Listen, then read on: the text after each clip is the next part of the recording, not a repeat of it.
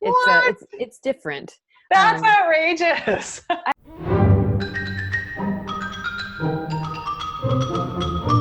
How's it going, Jen? It's going fine. How are you doing? I mean, yeah, fine. It's just great. Fine, like that dog in the cartoon that's like, it's fine. Yeah. I thought it would be fun to talk about how to help people resolve their conflicts with their roommates. Oh yeah, it's a great idea. I feel like my kids are even behaving like roommates. They're like, I have a grievance from last week that I would like to remind you of. One of my kids called for a family meeting the other day.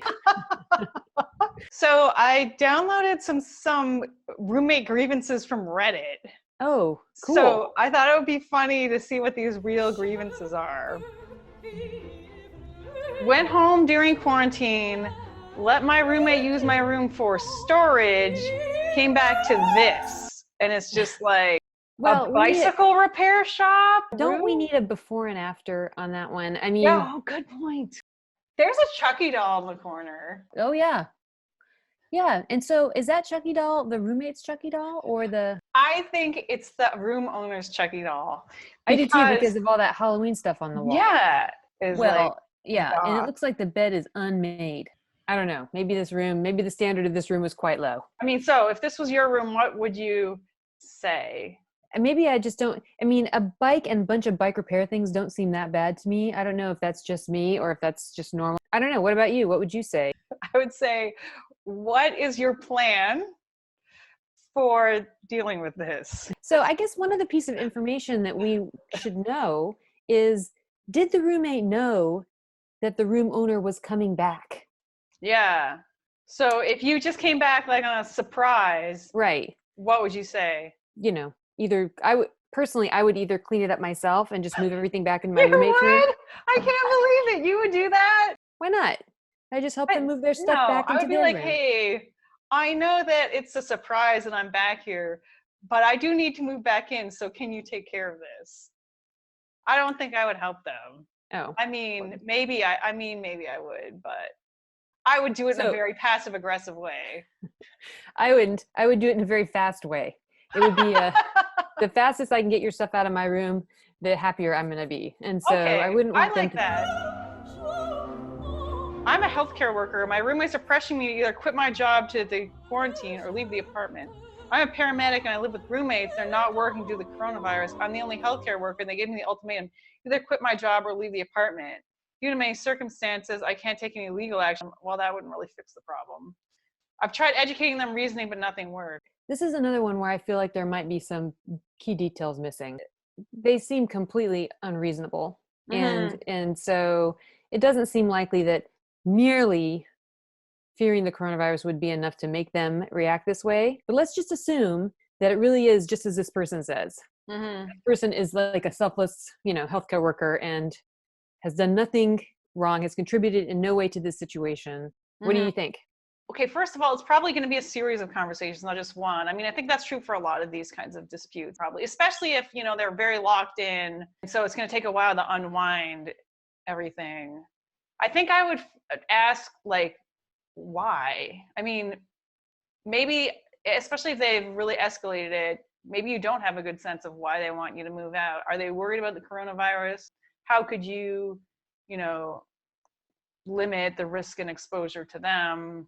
Yeah, I think that's right. I mean, the person says that they've tried educating them and reasoning. Maybe they haven't really listened to them and their concerns. Mm-hmm. So it's lots of times when you try to tell people what it is they don't understand, or you reason with them, you're often ignoring them in some key way. And maybe it's just ignoring their emotions. I mean, it could be as simple as just acknowledging that they're afraid of getting the coronavirus. And that is a reasonable fear.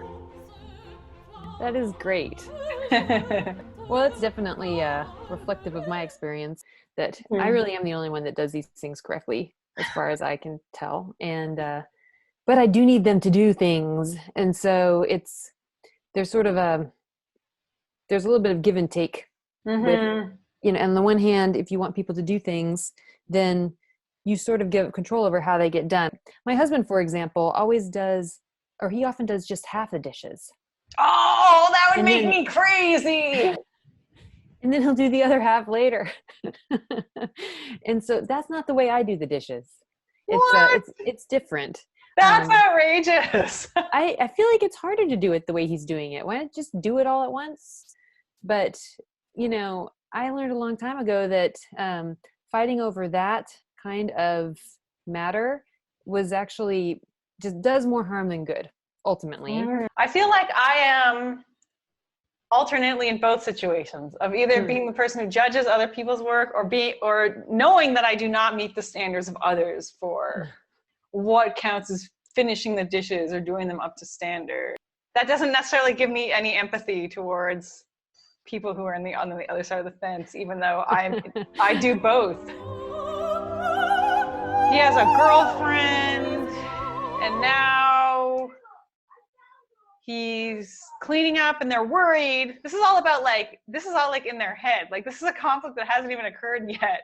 They're worried that he might bring his girlfriend over because he's cleaning, which is apparently uncharacteristic of him. So now they're like, what do we do if he wants to tell us that he plans to bring his girlfriend over?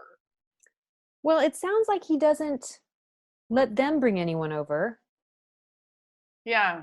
And I guess that's because of the COVID-19. Mm-hmm.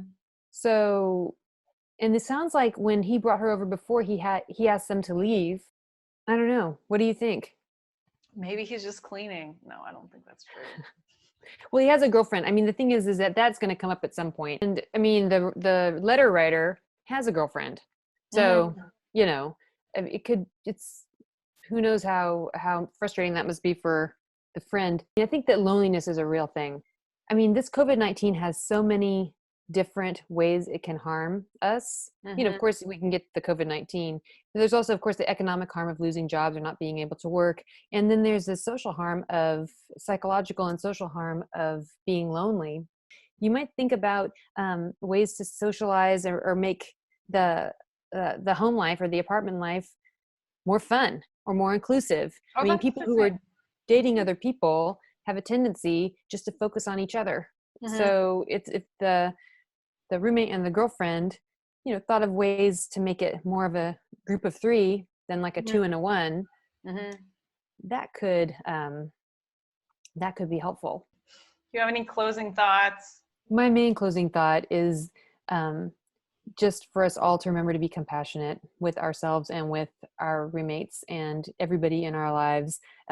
This time is incredibly stressful, and it makes perfect sense that we would be upset with the people we live with and that they would be upset with us. So I think that to the extent we can just recognize that as something that's happening, maybe that will make it easier just to sort of see this time through. I like How about that. you? Closing thoughts? I think it's also important to have low standards. Oh yeah, that's for sure. It's just like low standards for your own behavior, low standards for other people's behavior, like forgiveness towards your own bad behavior, the bad behavior of others. It's just, I mean, holding yourself up to like a standard of perfection or beating yourself up is not going to make it better. No, that's right. I mean, that's the same thing I said. Compassion. Self-compassion, I guess. Yeah. And remembering that a lot of times what's happening is not about you. So even if your roommate is being really mean or is really snappy or whatever, it's likely it is not about you.